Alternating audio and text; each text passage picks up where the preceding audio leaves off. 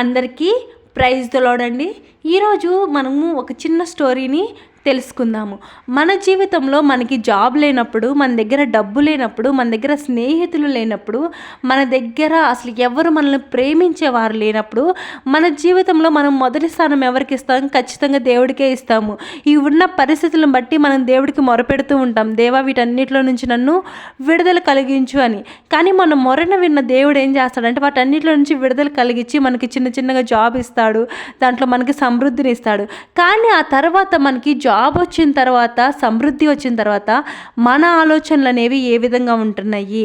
మనం దేవుడికి జాబ్ వచ్చిన తర్వాత కూడా, మనలో సమృద్ధి ఉన్న తర్వాత కూడా మొదటి స్థానం ఇస్తున్నామా, లేక దేవుడికి మనం చివరి స్థానాన్ని ఇచ్చే వారంగా ఉంటున్నామా? హెబ్రీల్లో ఉంటుంది 6:6. మనం బాహాటంగా ఆయన మళ్ళీ సిలువ వేస్తున్నామంట.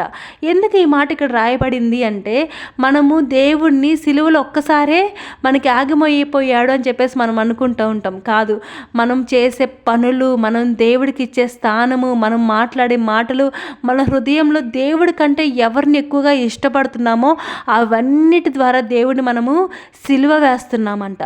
ప్రతిరోజు ఆయన గాయాలని మనం రేపుతున్నామంట. కానీ ఈరోజు మన జీవితాలు ఎలాగున్నాయి? మనం ఇలాంటి స్థితిలో ఉండుంటే మనం దేవుడికి మొరపెడదాం, దేవా ఇదిగో నువ్వు ఇచ్చిన స్థితిలో నుంచి నాయనా నేను నిన్ను మర్చిపోయాను, నేను లోకంలో ఉన్నాను, నేను మర్చిపోయానని చెప్పి మళ్ళీ మనం ప్రార్థన చేసినప్పుడు దేవుడు వాటన్నిటి నుంచి క్షమించి ఆయన్ని మనం గాయపరుస్తున్నా కానీ ఆయన మనల్ని ప్రేమించే దేవుడిని మనం కలిగి ఉన్నాము. కాబట్టి మనము దేవుడి వైపు మళ్ళీ తిరుగుదాము. మన జీవితాల్లో మొదటి స్థానాన్ని దేవుడికే ఇద్దాము. మన జీవితంలో కష్టము, సుఖము, బాధ, సంతోషము ఏది ఉన్నా మొదటి స్థానం అయితే దేవుడికే ఇద్దాము. విజయం కలిగిన జీవితాన్ని మనం ఎల్లప్పుడూ కలిగి ఉందాము. ఆమేన్, ఆమేన్, ఆమేన్.